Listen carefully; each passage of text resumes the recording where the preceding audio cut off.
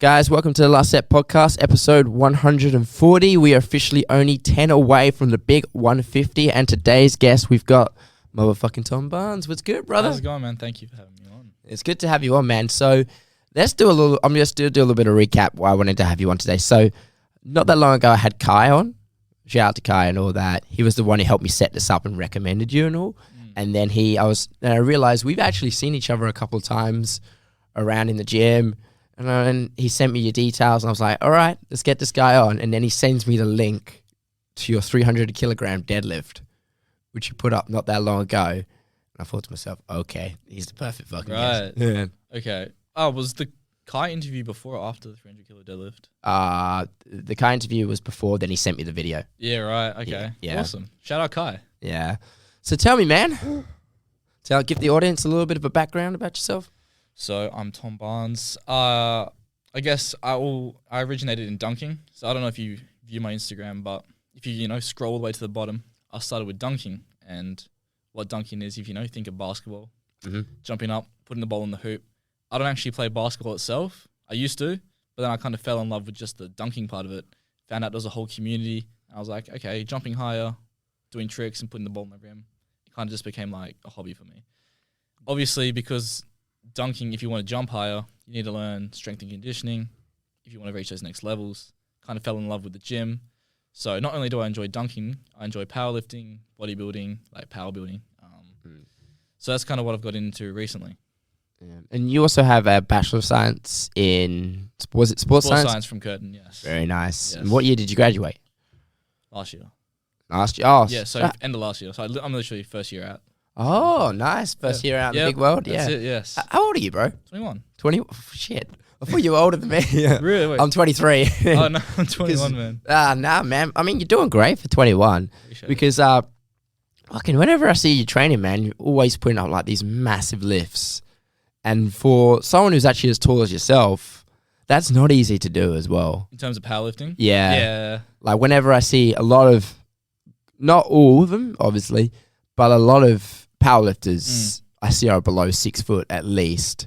A lot of really even the shorter the better, obviously, because less of distance for the bar has to travel. Yeah, leverages and all that.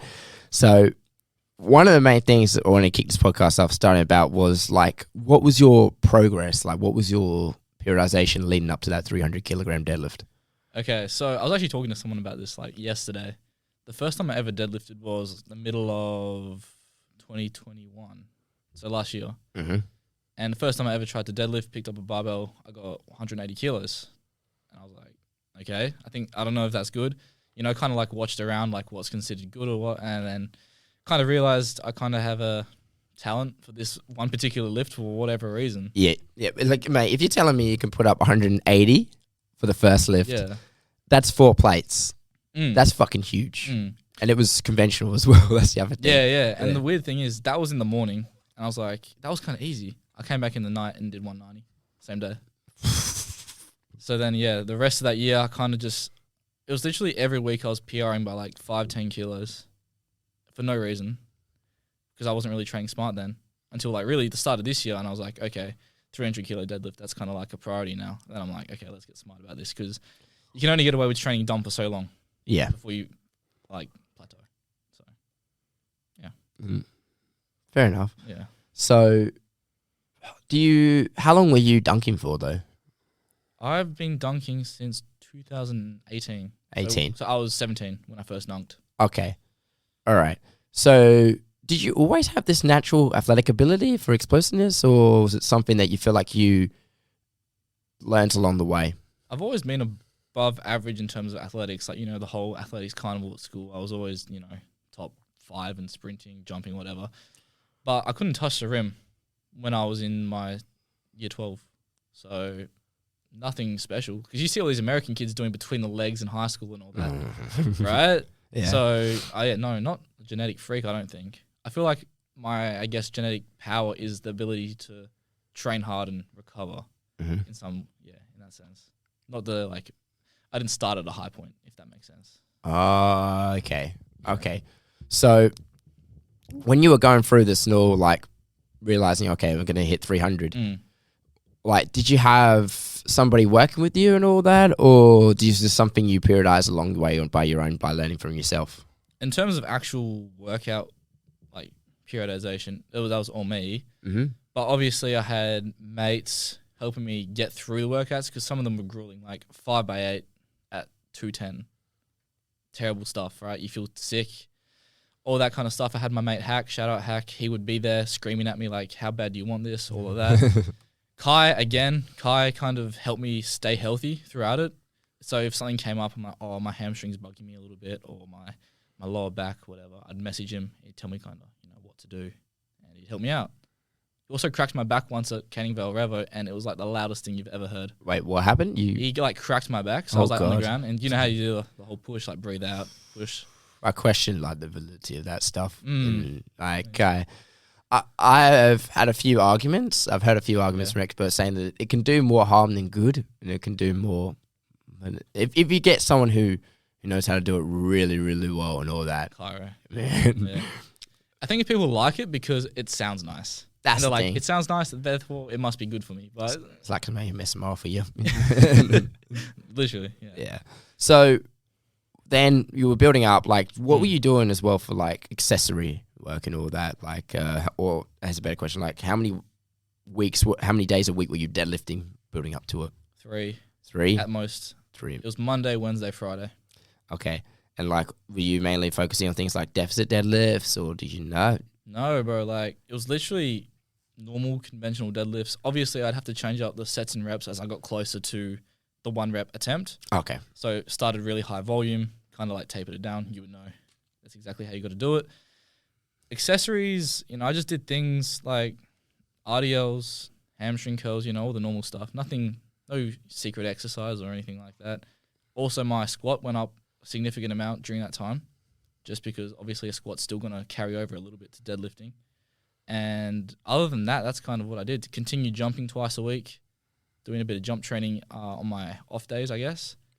And just because I got stronger, I ended up jumping higher, funnily enough. Yeah, I was actually, that was the next thing I was going to ask. Like, obviously strength training would help because obviously increasing muscle, obviously it's a type 2A fibers, those one of the oxidative abilities. So that obviously would help. But once you build up to it, like up to that 300 kilogram deadlift, I mean, like, what was it like once you put that bar down, man? I mean, you've seen the video, right? Like, I was hyped, bro, because I don't think I've ever wanted something so much, because it was kind of like proving to myself that I could do it. Mm-hmm.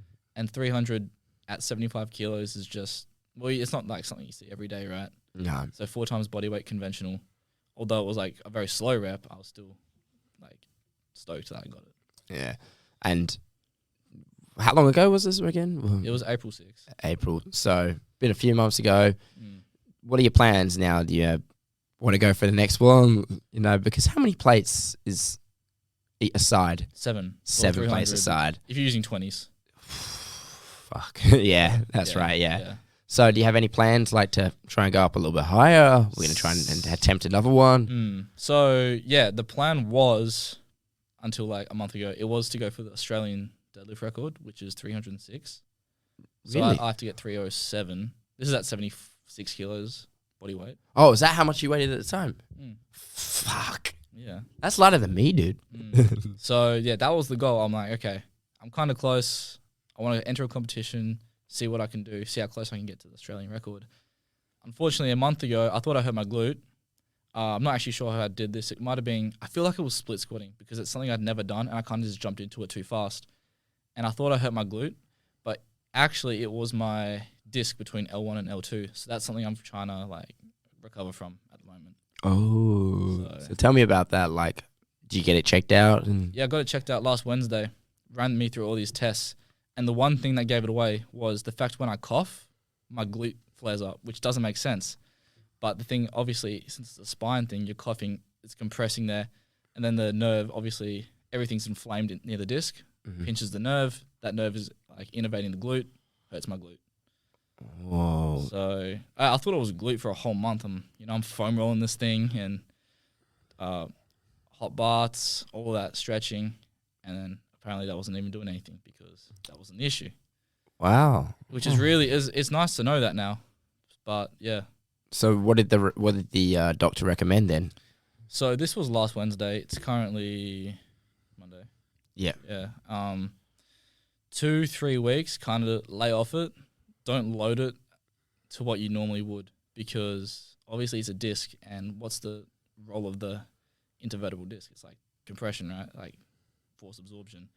So really just stay off it, let it heal, and then slowly load back up. Because he said around 6 weeks, it's pretty much like structurally back to where it should be. Because obviously I haven't like herniated this thing or like done anything extreme, but like there is a little bulge there. So that's something I need to just relax and slowly work back into it. Okay. So like, are you still training? Yeah. Well, yesterday I did front squats, 5 sets of 5 at 120. No pain. No pain at all. No. Fuck. Yeah. So obviously like, it's more front loaded, and I didn't have to flex my spine at all. Yeah. So I've really tried to stay upright, perfect form, nice and slow. And yeah, didn't hurt yesterday. Maybe about a 1 out of 10 when I woke up this morning. Obviously in the morning it's going to hurt a little bit more. Mm-hmm. But yeah, slowly just trying to keep the strength in this like 2-week period and then build back up again. Yeah. I've always been told the term like motion is lotion when it comes to certain injuries and things like that. Like for me, also just when nowadays, obviously not being a doctor and all, but I've had doctors on the show before, and they always say there's a big argument with, I believe that every single doctor out there should have a background, or at least know probably when it comes to weight training and the benefits of weight training to prescribe to their patients. Because if you get a doctor himself who trains regularly, and someone comes to me and they say they got back pain, they will be like, oh, you need to train weights because there's tightness, there's compensation. But if you come across a doctor who's never barely ever trained before, knows little to none about that kind of training, and they came with the exact same situation, they'll be like, oh, don't lift any weights, don't do any heavy load. That is the thing that gives me the biggest ick, like pet peeve.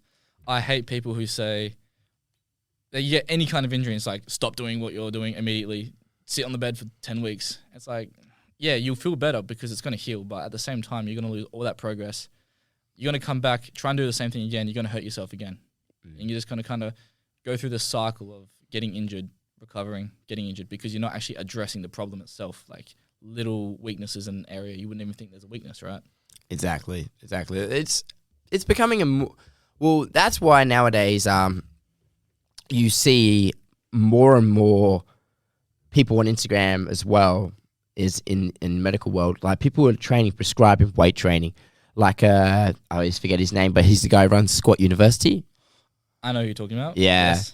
He's a doctorate himself, and he's always prescribing people exercises for like things like knee pain, hip pain, back pain, and all that. Mm-hmm. And one thing I've always been told is like, oh, if everyone has a sore back, the last thing they should be doing is deadlifts. I'm like, not quite. So, because I've always been a big advocate for deadlifts, if you could do it safely. I don't always believe in, if you're someone who's trying to 1 rep max every fucking week, okay, maybe that's definitely not that safe, you know, because that's one of the things I actually tell people as well. If you're actually trying to build up your 1 rep max, I always recommend not trying to max out every week, because the more you chase something, the further away it's going to be. So how long were you often were you maxing out before you built up to the 300? Okay, my current philosophy is exactly what you said. Don't max out every week, because when you max out, you're destroying your body. You know, you're putting it through the most stress it can possibly do, right? And by doing that, you basically dug yourself a hole that you now need to climb out of, which is like equal to recovery. And if you're not fully recovered, therefore you can't train how you want to train, you're actually making it a lot harder to hit that certain 1 rep max. You're better off just slowly progressing, and then when you do think you're ready to hit it, then go for it, instead of just doing these little silly like 1.25 kilo PRs, which is just going to fry your CNS.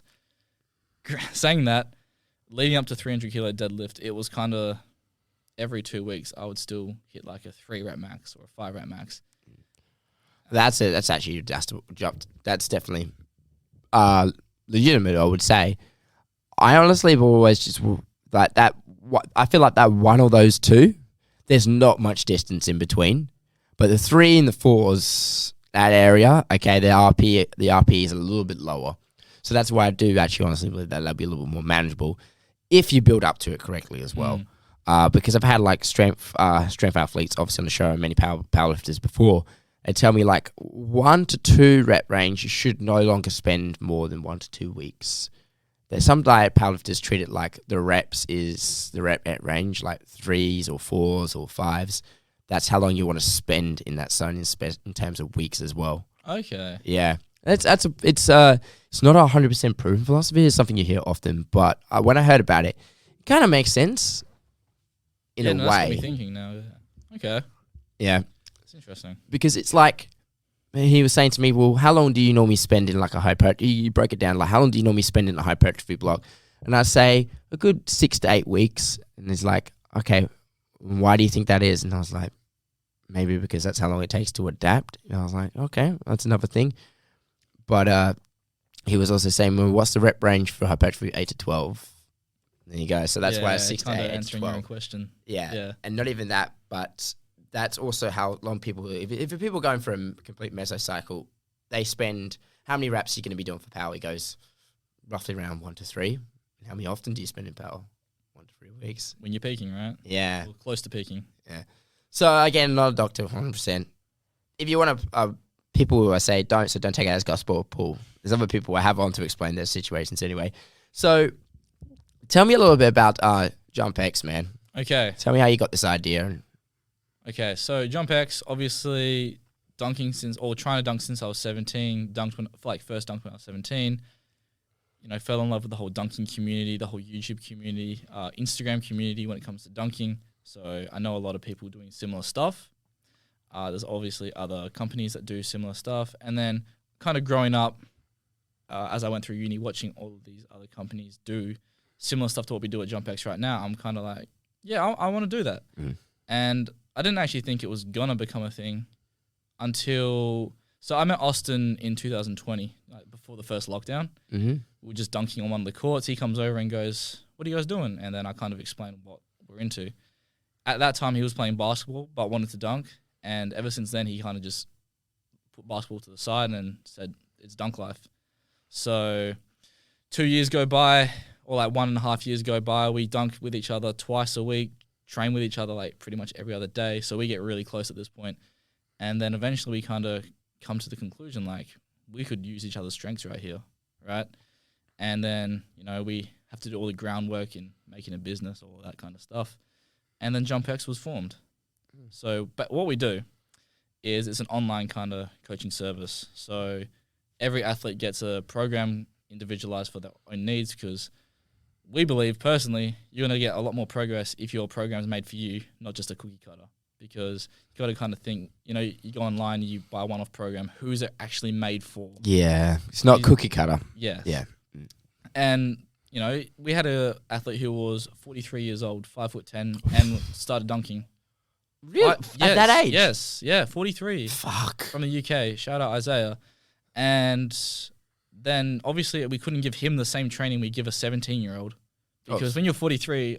unfortunately, you do not recover as quick as you would when you're 17. Yeah, and at 40 years old, that's when the body starts to develop sarcopenia, which is when the heart starts to decrease blood flow to the muscles and to keep the organs healthy and all that to maintain the organ output. So, yeah, keep going. You were saying about... So, yeah, what I was saying is everyone needs different things, and that's where we hold our value in our programming, is because we know what everyone needs. We've kind of been there ourselves. We've experimented with ourselves month in, month out, what works, what doesn't work, what to put in a program when this happens, or what to put in a program when this other thing happens. Knee pain, that's a big issue, right? When it comes to jumping, we know how to deal with that, how to progress it back from not being able to walk upstairs, because I was literally at that point at one time in my life. My knee pain was so bad I couldn't even go upstairs. Really? That bad, and it was excruciating. Was this an injury that happened to you, or? It was just patellar tendonitis. Oh, so how but did like you... extreme. Like, are we talking like not even being able to bend your leg to walk? Wow. Yeah. So like how sitting in the car would hurt. Fuck. So how did you fix that? So, basically, stop doing anything that hurts. Yeah. Okay. Yeah. First of all, and then again, you eventually progress day in, day out. Little things that would hurt before, if they don't hurt now, start doing that. Mm-hmm. So, I like to do what we call isometrics, and we also program this quite a lot before sessions, because it's kind of like prehab to not get this problem in the beginning. but also rehab if you have already run into this issue. So isometric, you know what an isometric is, but for the audience, it's go ahead. Holding a muscle position there where there's no lengthening or shortening of the muscle. We like to go 45 seconds. So our preferred type of isometric is just think of a leg extension machine where your leg's fully extended out and holding that for 45 seconds. And you're not doing that at a weight that's like super, super heavy. It's kind of just a light burn. Try that at home. If you have knee pain, I almost guarantee that it's going to go down in levels of pain just by doing one set of 45 seconds. Wow. Because I've never really been someone to do leg extensions. I've never really used leg extensions much in my program. I've always found like elevated heel squats or say like Spanish squats, always best for pain, because obviously best for building quad strength, and tendon strength was like backward sled drags. So with this isometric hold, like on a leg extension, are we talking about like fully extended and hold it there? Almost fully extended. Okay. Yeah. So why almost fully extended? It seems to be a more comfortable position, and in my experience, everyone who tries to do it fully extended, this is very like anecdotal, but if it's very like fully extended, it doesn't seem to work as well. Okay.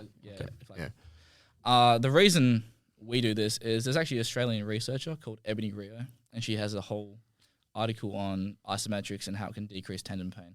And this also applies to things like the Achilles, and you can also do it for tennis elbow or elbow tendonitis. Mm-hmm. Obviously, you're not doing the leg extension for your elbow, but you get the idea of holding your weight for 45 seconds, giving it a break, and doing that for a few sets. The original question was, what is JumpX? Yeah. I went on a tangent there. So Absolutely. individualized programming for whatever you need. You're in a WhatsApp chat with Austin, myself, and you, like our own private chat. So, any questions people have to do with training, injuries, whatever, you chuck it in the chat and we get back to you. Wow, that's awesome. And how many people are you managing at the moment? We got about 25 people at the moment. Fuck. Mainly from Australia and the US, but we do have a few Canadians and, as I said, UK. That's crazy. Yeah, so That's awesome. And how long has this thing been going around for? realistically, it's been up properly for about 4 months. Shit. So how do you... Wow. We're young, man. Mate, you're young, but you're doing really, really well and all that. That's Appreciate it. Yeah, I mean, especially considering it's the PT world as well, man, because personal trainers and myself, like, the average lifespan of a trainer is about 6 months, give or take. Yeah, I was actually speaking. No way. Yeah, so I'll explain this down to you. So, like, here's the best way I could do it. Shout out to Adam Becker. He put this perfectly. You've got your degree, right? How long did it take for you to get your degree? 3 years. Okay, awesome. How long do you reckon it will take for a plumbing apprenticeship? Aren't they 3 years? Yeah, correct. Yeah. How long does it take to become a doctor? More than 8, depending on like a lot of things, but 8+. Yeah. How long do you reckon it takes to get your certification in fitness and health? 6 months is 6 weeks. People do it in less. Stop. Some people do it in less. Yeah. So what's happened now, I'm not shitting on all those businesses that give you the certification. I mean, not all of them. Some of them do it well and respect some of them. But you're getting to a point now where they are so money hungry. You're taking people who are super, super underqualified, people who think they know everything there is about fitness and health and lifting weights because they do it so much themselves. And when they actually, and then they actually take this course and then they give them a payment plan, and that payment plan is going to lock them in for the next few years, and they're constantly paying off. That's it. And they just want to flush them through the 6 weeks, get them out. Some people do it in less. Some people do it completely online in a week and all that. When they're fully qualified. Then they're fully qualified. Yeah, and that's how it goes. Man. That's how it works for some people. That's why it works for some of the courses as well. So now that's why you're taking someone who's only been doing something for 6 weeks, and then you're throwing them into their own business where they've got to pay rent, they've got to pay off the course, and then they got to pay on top of that like utilities and bills and gym membership to like actually use a gym. Yeah, to take your clients to. Yeah, exactly. And then after that, they got to pay for all the other things that come with a business. And then they realize, holy shit, what the fuck have I got myself into and all that. So that's why when someone such as yourself is coming to me and saying, oh, I've got this many classes, I'm like, fuck, that's awesome, because it usually takes PTs, the ones who stay in, once you get past that first year, you're like, okay, all right, so this is it. Then they understand most of it. And then if you do, I always believed if you do something for 3 years, you can do it for 3 years, then you're going to make it. Because first year, you understand how it goes and you're absorbing everything. Second year is when you start to encounter all the problems and you figure out ways to solve those problems.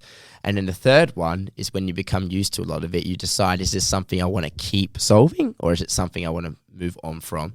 And that's where it becomes a lifetime thing if you go, okay, I want to do this forever. Yeah. Bada bing, bada boom. Well, it's like that. Yeah, exactly. Because it's like that with everything. The ones who are generally the most successful are the ones who have been doing it for the longest. Yeah. Yeah. And that's why, and that's why now with PTs, like, they'll come into the course and then they hit their first bunch of challenges and then they ask themselves, do I really, really want to be doing this for the next few years of my life? And then that's when they move on. Or some of them are very smart. And then what they do is they have another job outside of the gym to help supplement it, which again it makes it a little bit harder for them, but they understand that this is going to be a process that takes time. And then eventually they draw more and more and more into it. Yeah. And then it becomes like a more full-time thing. Yeah. Interesting. That's actually scary though, what you just... Yeah, I didn't know that. Yeah. Well, I mean, you're in the gym. I see you all around. I mean, don't hesitate to ask any trainers. I'm not saying it's bad because it always depends on the person. Because doing over 140 episodes of this podcast and all that, I've spoken to a whole bunch of PTs and everyone has their own walk of life and they all have their own challenges. I reckon it generally comes down to the person. Because if they truly love what they do, even though they got the certification a few more times, if they have that willingness to still be learning and practicing and trying, then eventually they're going to make it and all that. But that's why I say to people, just because you've got your certificate doesn't mean you're 100% qualified in it. You know everything to do with training. Like Yeah. I was actually about to say, I feel like the best trainers, coaches are the ones who are open to learn. Yeah. And are always trying to learn. They're not just like, okay, I've got my paper now. Can I stop learning? No. You gotta. Things are always changing, right? Yeah. I also highly respect the people who say they don't know as well. Like, they'll come to me with a situation. If it's something I've dealt with before and know how to test and know how to screen, I'll be like, okay, let's give this a go. But I recommend you go see a physio first as well, just to back up. Okay, we'll try this, and if it works for you, it works for you. If it doesn't work, okay, I know this physio who's really good. You should go to them. And then they'll communicate with me and we can work with what they got. Because the problem is with health and fitness, man, it's such a broad spectrum now. It's not just general pop, but it's now things like weightlifting, rehab, powerlifting, CrossFit. So much. Dunking. Yeah. Niche, but yeah. Yeah. Do you ever, in your time when you set up the thing, like, I'm asking this now because you've been doing it for some time, but and you've only been doing it for a short time, but what was one of the biggest challenges that you had setting up this company? That's a good question. The biggest challenge? Yeah, we've definitely had a few challenges. Obviously the whole, just getting those first few clients because... Scarcity. The thing is you have to prove that you're actually a reliable business. And if you've got nothing... if you've got no previous clients, what do you have to prove? All you have is your own progress. But then, once you get those first few, they start making progress. You start being able to post testimonials. That kind of gets the snowball rolling, and people go, okay, maybe these guys actually know what they're doing, and they're not just lucky with genetics or whatever. You can actually prove what you're doing works. So I feel like that's the biggest challenge, getting those first initial people, right? How do you advertise and market? So originally, to get the first few, we used Facebook advertising. And it was kind of just like, it was a photo of me, and it said, do you want to jump higher? Here are 5 vertical jump mistakes that everyone makes. And it's like a little document, runs you through. Kind of gives you some free value, right? That's great. That's brilliant. And, people can learn off that. And then it links to the Instagram. Again, people can go to Instagram. We always post free content, like little vertical tips, things you shouldn't be doing, things you should be doing, all of that. And then what it also does will give you a link to a calendar. And what we do is also book out times in our day where we can take calls from people, like just free 45-minute consultation call. And if people are really serious, they'll book in for that call. And the fact that they've booked into that call shows they're pretty serious about trying to jump higher. Correct. we have a conversation back and forth. What do you need? What have you done? Kind of where you at the moment, and we come up with a plan. And sometimes they go, "Nah, we don't want to sign up with JumpX right now. All good. We might see them in the future, or whatever." But a lot of the time they go, "Okay, this is something I'm really interested in, and I see the value that you've just explained to me," and they are keen to hop onto our training. Nice. So let's give you a scenario then. Like, if someone came to you, such as myself, okay, I've been training. I'm going to give you a case scenario. So I've been training for, let's say, 3-4 years. Have no history of injuries. Want to have a dunk higher. How do you test them and decide what program's great for them? So let me ask you. Yeah, just ask some questions. How many years have you actually been training? Like in the gym, 4+ days a week. Let's say 3 years. 3 years. Yep. Started in high school, banging it out of high school now. Yep. In uni, want to jump higher. Okay, so what do you do in the gym? What do I do in the gym? Okay, so if I'm here 4 days a week, I'll do a lower body I'll do 2 lower body days, and I'll do an anterior day, mainly chest and shoulders, and I'll do a posterior day, mainly back, and throwing some traps there. Okay. In terms of sport, what did you play growing up? What do you do right now? Growing up, didn't play basketball at all. Yeah. Played a bit of footy, Okay. bit of rugby, and the occasional soccer.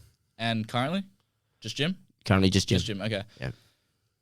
If you were to picture yourself touching the rim, what would that look like? Would it be a 1 foot or a 2 foot jump? I would have to say 2 foot. That's interesting considering that you played footy, right? Yeah. Which is very 1 foot dominant. Okay, 2 foot. And in terms of squat and deadlift, what numbers are we talking? In terms of squat, most I could do 3 plates. That's like 120. 140? 140. For reps or for one? For one. Okay. Yeah. And for deadlift, Mm-hmm. I can do 3 plates and a 10. So that's what, 160. 160. Yeah. Okay.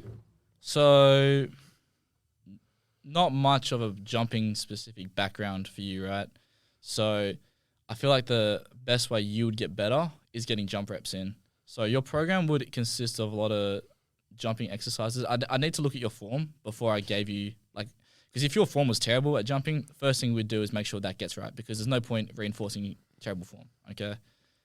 Assuming that's all fine, I'd get you to jump 2 times a week. I'd kind of keep strength on, because you're pretty strong. I'd keep strength on maintenance just for the first cycle, because you're going to make the most gains not getting stronger, although getting stronger would help eventually. You'd make the most gains initially just by getting those jump reps in, because like everything in life, think if you're trying to get better at shooting a basketball, how do you get better at shooting a basketball? You do the shooting. You keep basketball, shooting. yeah. So best dunker in the world, Jordan Kilgannon. A lot of people listening to this might know him. He's the best dunker for a reason. He's been dunking on low rim since he's 13 years old.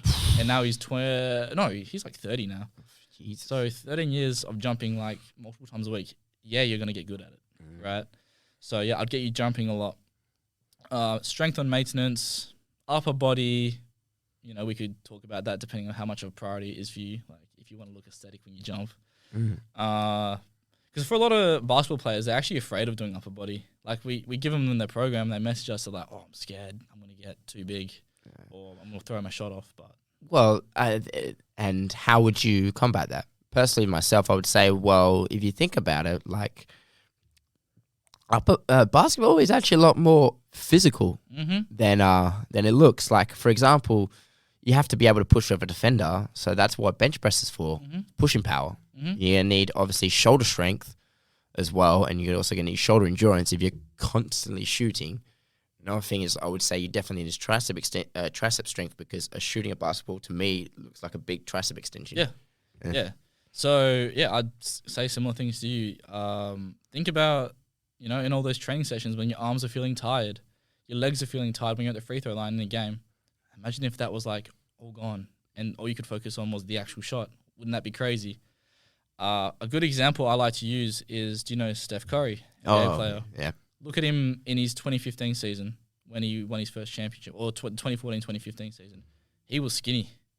He was really skinny. And if you look from just that time to his recent championship, he's put on a lot of size. And it's not because he wanted to get better at shooting, although his shooting is like just the same, if not better than he was. but it's because he has to be able to compete with these other bigger guys. And you can shoot as much as you want. You can be the best shooter in the world, but if you're skinny and getting pushed around and you can't defend people, what's the point? Yeah. So it does need to be a priority if they really want to reach those next levels. Yeah. I was going to ask you a question. Did you ever watch that documentary series, The Last Dance? Bro, I've 3 times already. 3 times. Like that, you just reminded me of that episode when Jordan, actually himself was putting on the muscle and all that sort of stuff. And his trainer, he actually wrote a book. It was called Relentless or something. And it was like talking about like Michael Jordan, and pretty much like he would be like the first one in the weight room. But to get him to try and educate him on like weight training was different. Like he would always try and take the weight to a failure. And he was trying to tell him why that was such a bad thing. But because he's like, oh, no, man, I have to be sore the next day. Otherwise I won't feel anything. And then they had to change that mindset. Like, sometimes doing more isn't always best and all that. Less is more. Less is more. There you go. Going off topic as well, but did you watch that movie Hustle? Hustle? Have you not seen this? No. Fuck. Okay. What's it about? Okay, so it is on Netflix right now. It's starring Adam Sandler. And I forget the actual name of the basketball player himself. But the story of the movie is a guy, Adam Sandler plays as a basketball scout, and he wants to become a coach. So he's going around and he's like trying to find that one player, that to prove he's the best bloody scout there is and he deserves to be. Yeah. So he gets this Spanish guy who's an actual basketball player himself in the NBA. And he's in Spain and he's on the court and he's in his work boots, and he's hustling and he's a great player. And he takes him to America, trains him up. And there's like this amazing like dynamic between the two of them because he's a father himself, but he doesn't have a son. He has a daughter. And the guy he's training up doesn't have a father. He never knew his dad or anything like that. But he's got a daughter. So it's like that father-son relationship, but they're both on the same level because they're both fathers themselves. And he's just like training up nonstop, and he just like absolutely pushes him. Like think of like Rocky. I was about to say, yeah. Yeah, it's like Rocky, but it's just generally like full on because he's very no nonsense. Because if you think about it, like of the percent of the people who are professional basketball players, how much do you think that's of a percentage of people who actually play basketball? 0.000. Like it's extremely low. Yeah. And he's like giving this speech like you've got to be obsessed with this. You've got to love this game. Yeah. And the reason why it was such a good movie is because Adam Sandler, he's one of those actors he's made some shit movies in the past. We can agree. Yeah. But it's one of those movies that he could tell he's generally enjoyed doing. Yeah, right. And there's heaps of recognizable basketball names who feature in the movie as well. Okay. Yeah. So someone is, I know almost, and put it this way, dude, I almost know nothing about basketball. I've only played like 1 or 2 years in high school, so I barely know anything myself about it or any players. But watching it, I was like, holy shit. And the reason, so there's that.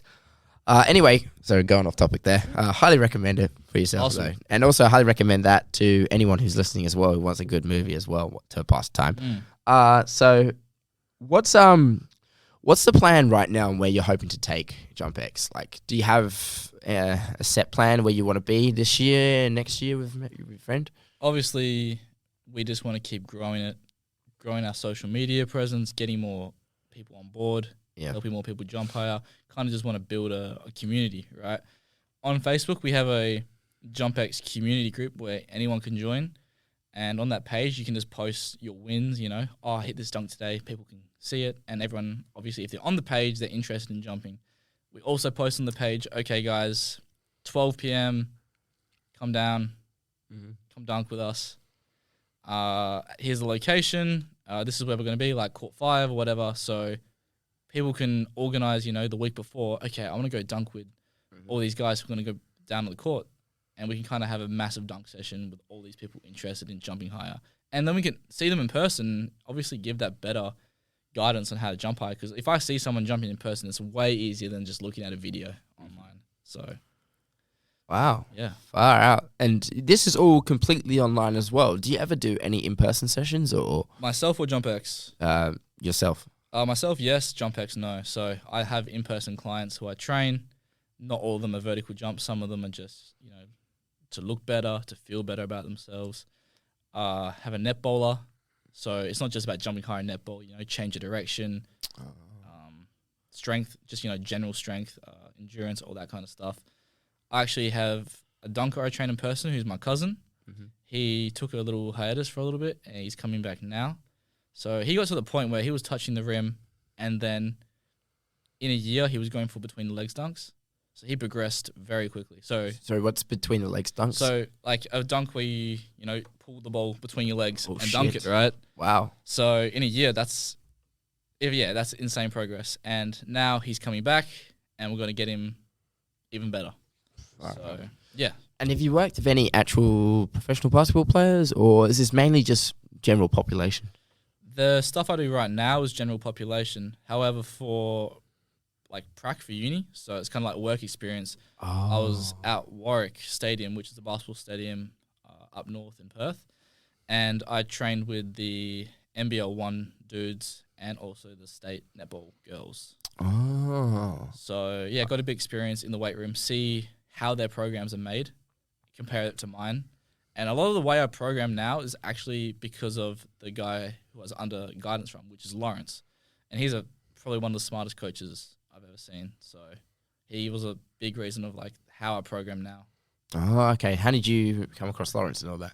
So yeah, everyone who goes to university needs to do a certain, amount of hours of prac. Mm-hmm. And most of the time the university will just give it, they just chuck you into a location, you do your hours, you're done. There are a few like one-off opportunities. So like with the West Coast Eagles was one of them. And then this was also another one. So there was like an interview process to like get accepted or whatever. And I was like really keen because I'm like, this is what I want to do. This is the kind of community I'm interested in. So thank goodness I got that opportunity to train there for like 8 months. Mm-hmm. Made a lot of connections there. And yeah, it was a great experience. Wow, man. Yeah. And so this is like as well what it's led to. And this is something like, and it's almost completely online as well. Like, is this all you're pretty much what you're putting all your eggs into one basket right now, or do you do work on something on the side to help supplement for this? To be honest, yeah. Austin and I are like, we want to do this full time. And that's awesome, pretty man. much already, yeah. That. Wow. I mean, quickly build it up as well. Yeah. Far out. So are you still, you've mentioned about uni and all that, are you still studying or are you almost done? As of now, I've graduated, so I've got my bachelor in sports science. Do you have any plans maybe to go back and do masters? Eventually, yes. Do want to focus on JumpX, get that fully running. We have a lot more things we want to do before, because I think Austin also wants to study at some point. So, but we want to focus on this before we even think about going back. Understood. So how do you what's a typical work week for you like then? How do you manage all these clients and training yourself and dunking? And so as of now, Wednesdays and Saturdays are what we call dunk days. So we block out like a time period to dunk, right? Mm-hmm. So usually it's like midday to like 2. We'll do a little bit of training after, nothing intense because you've obviously just dunked. So it's just like more recovery stuff, maybe a bit of upper body. Every other day I train at some point during the day, depending on what I have on. I have lots of, with my in-person clients, it kind of varies on, when I need to train them. So my schedule is quite flexible, And then again, we got the WhatsApp group. So throughout the day, I'll just be on my phone answering questions from these guys. Like, in between sets, I'll just be on my phone checking videos they've sent me or whatever, and getting back to them. So there's no like set time for that. For programming, we like to do it Saturday mornings because a lot of our people signed up on like the weekend, so their program needs to be renewed monthly on the Saturday, getting ready for the Monday starting. And yeah, other than that, it's pretty flexible and really depends on what I have on. Like, for example, I've got a dunk contest in Melbourne coming up. Oh, really? In October, yeah. So those are, wow. How often are those dunk contests? In Australia, like once a year, man. Why is that? Like, is it just basketball's just not as big in Australia, man, compared to the US. It's growing, but yeah, I think we're more footy, rugby, cricket. We get it. Yeah. Well, I would argue now that we're turning more and more, because I have a lot of fighters on the podcast. Martial arts is now becoming so increasingly popular in in WA as well, and in Australia as a whole, Mm. especially MMA and obviously other striking sports and all that, because I feel like it's because of the internet and all that as well as the popularity of everything, and Yeah.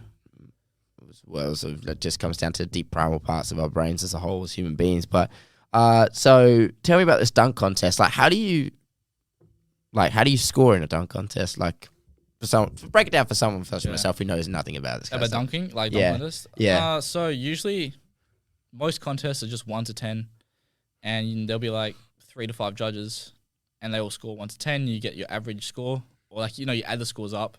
So say there's 5 judges, you do like the best dunk you've ever done, and you get 10s all across the board. So that's a 50, right? Mm-hmm.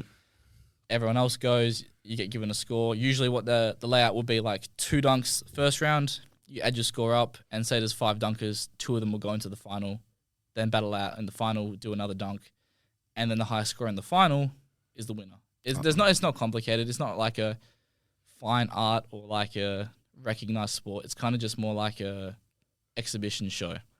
Although there are people in the US trying to standardize how scoring's done. Okay. Because right now it's kind of just, I think this is a 7. Okay, whatever. So it's almost purely subjective, you would say. Oh, yeah. Okay. But there are people trying to not make it subjective. So, there's like categories. There's like power of the dunk. So, how hard you dunk it. Height, how high you jump. Technicality, if you just did a normal dunk or if you put it behind your back, obviously it'll be scored differently depending on how technical the dunk was. So, yeah, they're trying to bring objectivity to it. Oh, okay. And it's called the World Dunk Association. Yeah. And how do you progress in terms of like difficulty for a dunk? Like, do you start off with 2 feet, 2 hands, 2 feet, 1 hand, then you go to between the legs? Or Okay. So the way first of all, do you know what a lob is when you dunk? No, okay. no. So instead of just going up with the ball with you and dunking it, you throw the ball up in the air. So it goes down, bounces in front of the rim. So all you have to do is like time it with your arms. So all you have to do is flick the ball down into the rim. So that's how I got my first dunk, was a self lob like that. And that was just a 1-hander. And then after that was a 2-hander off the lob. Started doing off the dribble dunk, so I didn't have to rely on the lob. Off the backboard was probably next. 360 windmill, where they bring it around like that. Between the legs, reverse between the legs. 360 windmill, so I'm coming all the way around while doing that in the air. And I'm up to the point where I want to do an under both legs. So instead of just going under one, I'm like sitting in a chair in midair, bringing it under both. Jesus. So yeah, if you don't know, Aaron Gordon 2016 dunk contest, that's all I need. A lot of people understand that reference. So that's kind of what I want to do. Wow. That's my next and that's what we're aiming for. 2 feet under both. Wow. How much vertical jump do you need for something like that? Again, I think it depends on, one, how good your technique is, because your technique's like sharp. You don't need to jump as high because everything's nice and crisp. Mm-hmm. So yeah, your actual dunk technique, but also your height. Obviously, if you're shorter, you're gonna have to jump higher. Okay. So I'm 5'11", so I'm not super tall for a dunker. I'm not Me super too. short. Yeah. So Yeah, it's cool to say you're 5'11". Shout out to right? under my Under 6 my foot, under yeah. 6 foot kings. Right? Size don't matter. Hashtag. Yeah. And obviously arm length. Some people have longer arms. Like, do you have long arms for your height, do you think? I have an arm length that's actually longer than my entire height. So an arm span that's actually longer than my entire height. Yeah. a little bit above average. Yeah. Yeah, so mine's like the same. So I don't have like insanely long arms. So yeah, I do need to jump higher, more than I guess the average 5'11" dunker. Yeah. Just because of that. Do you ever just get someone come to you and just ask for how can I increase my vertical leap or anything like that? Or do you ever do a lot of vertical leap work? For basketball, yeah, because not everyone who comes to us is a dunker. Yeah. And we got to understand that dunking is a very niche thing. Yeah. There are people who want to do that and just dunk. That's fine. A lot of them are basketball players though, and dunking is a part of basketball. But being able to jump high doesn't only just help dunking, but rebounding. Yeah. And if you're training all this stuff like in the weight room, getting your squat higher, being able to move weight fast, right? Your change of direction is going to go up. Your acceleration is going to get better. Your top speed is going to get better. So all these attributes that would help you play basketball better increase just by trying to jump higher. So if you can do all that stuff better, there's no reason that your basketball game hasn't just gotten better. Oh. So yeah, a lot of them are basketball players who just want to get better. Ah, okay. So, have you? What would I'm not? So without having to name names, like one thing, another thing I want to ask, because we have a whole range of clients. Like, what would you say is one of the biggest red flags someone's come to you with when it comes to, I want to make sure I want to learn how to dunk and all that? Like, in terms of, I don't like their attitude. Yeah, attitude. Ooh, yeah. Yes. Oh, okay. No way I'm gonna name a name. No, that's okay. But yeah, that one sprung to mind instantly. Yeah. He was just like, so yeah, we had the whole consultation call. That went fine. You know, gave him the program, and the first comment I got was, "Do I have to do every session?" Yeah. And then it became this whole thing on like, what things can I skip? I don't have enough time. And to be honest, the program I gave was probably a very basic one compared to other people. So it's not like he'd be in there for 3 hours, like grinding it out. It was more like a half an hour to an hour, maybe like 4 times a week. And for me personally, if you can't take out, half an hour to an hour in a day to get better at something, you don't want it bad enough. Yeah, of course. Yeah. So I use that argument a lot with myself personally as well when it comes to trying to decide things, or use the argument a lot with myself with my clients, where I'm just saying, look, I understand time obviously is a limited currency. It's so finite. We have 24 hours a day, all those things, blah, blah, blah. But I honestly believe if you really care a lot about it, you will find time and you will make time for it. Because I hear it a lot, because a lot of the people I train generally are general pop. They're mothers. I understand it. You got kids. Kids have got knees. You got to tend for them. But I also have other clients who are mothers. I'm not saying they're more or better than you, but I'm just saying they're in a similar boat that you are and they can get it done.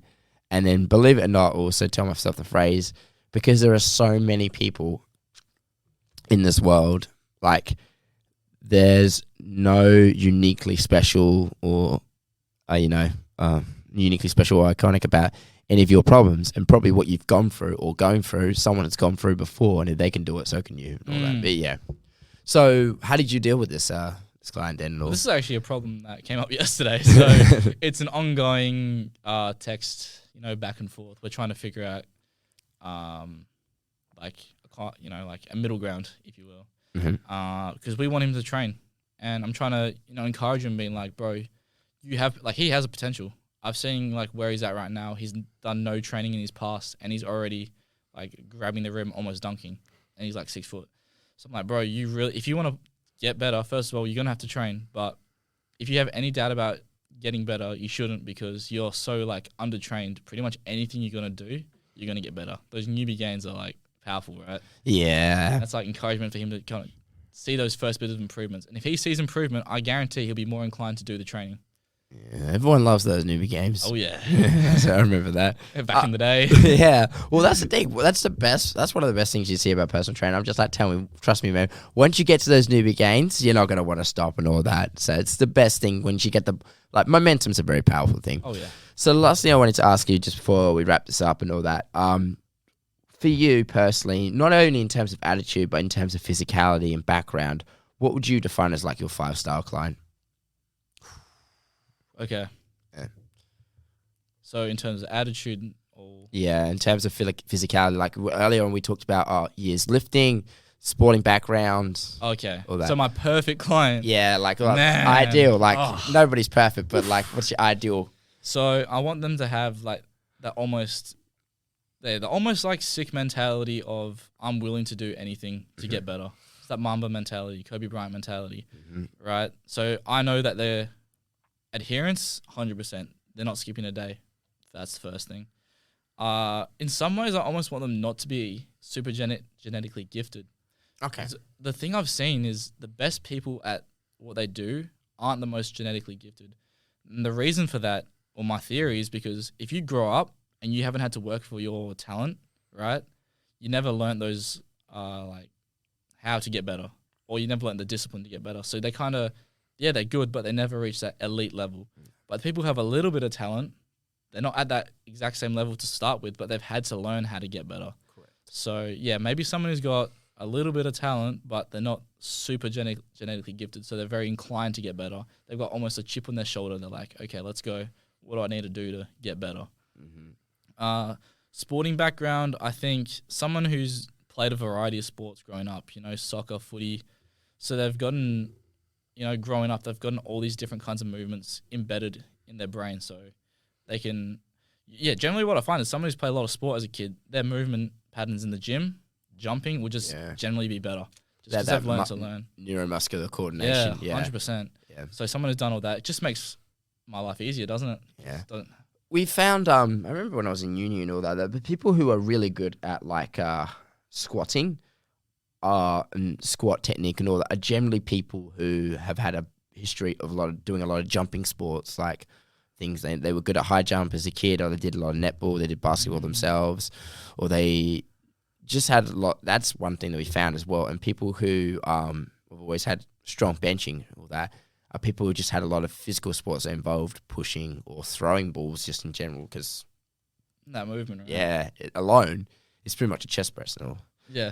Anyway, man, so appreciate the time, man. Thank you very much. Yeah, thank you for having me on. Well, cool. Now, just before we let you go, man, obviously someone out there hearing this, they want to get in touch with you, so how can they do so? So the best way to get in touch with me, I feel like if they're going to want to get in touch with me, it's probably about jumping. So yeah, just Instagram at tom.dunks. And on that page, you'll see me. In the bio, you'll be able to see the link to the JumpX Instagram. So anything jumping related, even if it's not jumping related, if it's lifting related, just send me a DM. Yeah, I'll get back to you. I'll get back to all my DMs. So just let me know, and I'll get back to you. Oh, cool. And what's your Instagram tag or anything if anyone wants to follow you and all that? Yeah, it's just at tom.dunks. Tom.dunks. Awesome. All right, guys. Thank you very much for listening to the Last Set podcast, and that is game.